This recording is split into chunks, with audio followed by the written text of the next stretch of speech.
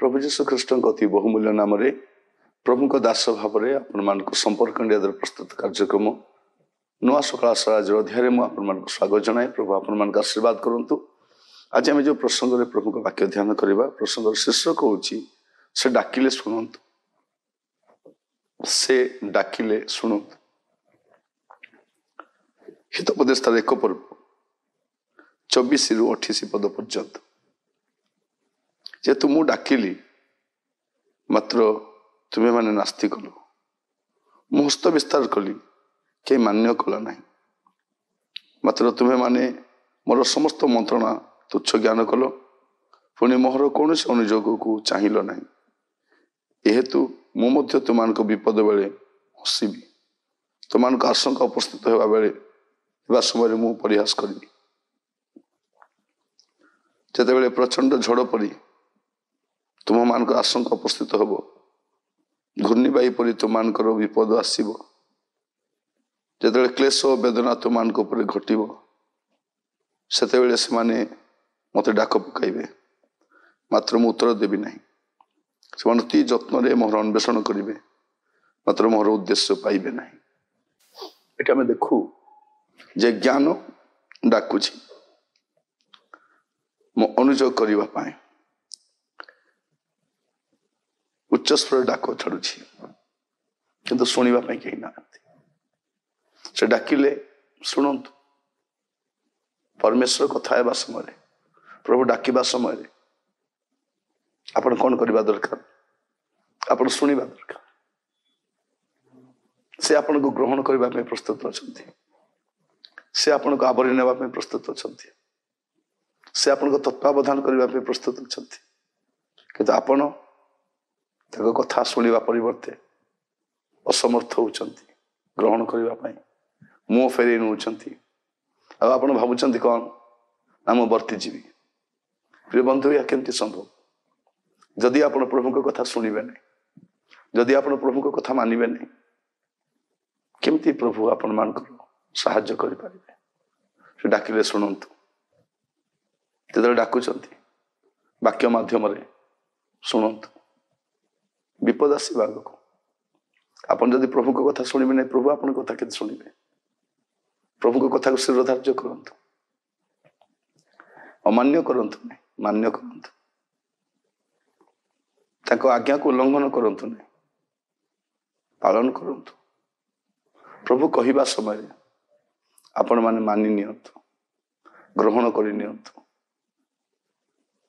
नास्ति करूँ ना न प्रभु जो आम सहित कथा होती वाक्य जरिया कथा होती कहते पुअरे झील मो कथा शुणिनी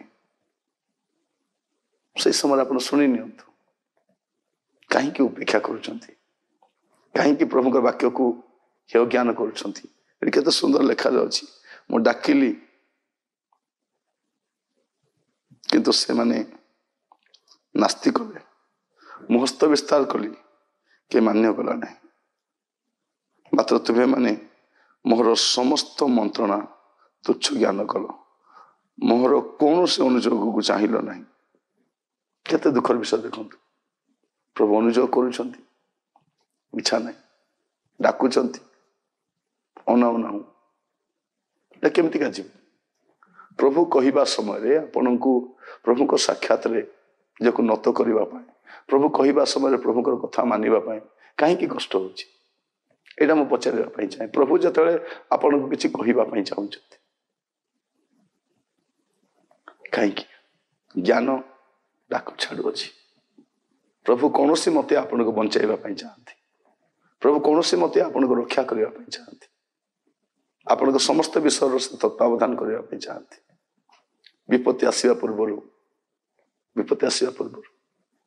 आपन जानि प्रभु इस्राएल मान को कहले से माने सुनले नहीं, यहूदी मान को मध्य यीशु रक्षा करबा पई चाहिले सुनले नहीं।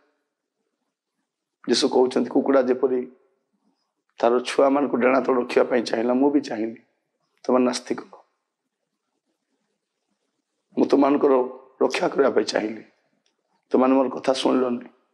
शत्रु आसी जगाड़ है आक्रमण करने आउ कि ना, तुम नगर तुम हस्त छाड़ी जाऊँगी, कांदा छड़ा कि ना, हाहाकार कर छड़ा कि ना। प्रिय भाई बहन मान जो मैंने प्रभु वाक्य को उपेक्षा करती, प्रभु वाक्य को तिरस्कार करती, प्रभु को वाक्य को मान्य करती, समय आसो आपण भी कांदे, आपण भी कांदे कि उत्तर पाइबे। मुझे कहवाई चाहे प्रभु बेल थाउ थाउ समय थाउ थाउ सुजोग देते पुअरे झीरे फेरिया तो बंचब, तो जीवन बंचब, किंतु आम नास्ती करुचु। प्रिय बंधु मुझे चाहे आज बेल थाउ थाउ आम चेष्टा करवा, प्रभु डाकिबा समय, प्रभु हस्त विस्तार करने समय, प्रभु आत्मा द्वारा कथा होगा समय आम अविवेचनार कार्य करवा ना। समय अच्छी बोली भावतु ना, किए जाने समय आगक थी कि ना जाना, किए जाने आगामी समय केमती थी आम जान। प्रभु जो डाकुंट, प्रभु जो कहते भावतु ना एमती चली सभा समिति चली चर्च चली प्रचार मन आसुवे, गोटे गोटे भल भल प्रचार प्रत वर्ष डाकुवा, एमती हुए ना। प्रिय समाप्त होगा जाऊँगी, समय आसवे लोक मैंने बहुत चित्कार करेंगे, कचाड़ी ही कांदे, किंतु किसी काम दब किसी काम दब ना। से माने जते छाटी पिटी हेले किसी बेल थाउ तो फेरी आस, प्रभु कहवा कथा मानि नि, जीवन बदली जीव, सुधरी जीवे, रक्षा पाई। आसतु प्रार्थना करवा। पिता परमेश्वर धन्यवाद दूची, आपण कहवा समय आम जब आप कथा शुणु, आपड़ डाकिबा समय जब आम प्रभु आसी पार, प्रभु आपण खुआड़ मध्य आसी पारे प्रकार अनुग्रह कर। प्रभु समय समाप्त हो आसला, यह जानी जीवन सजाड़ा अनुग्रह कर। प्रभु दया कर, अनेक थर आप कथा मानि न प्रभु, एथर आप कथा मानव ए प्रकार जीवन दियो। प्रार्थना शुणी धन्यवाद, आदर महिमा आपण को दे प्रार्थना मोर प्राणर प्रिय जीशु नाम मांगिली, आमेन। प्रभु आपण मान प्रत्येक को बाहुल्य आशीर्वाद करंतु। नमस्कार।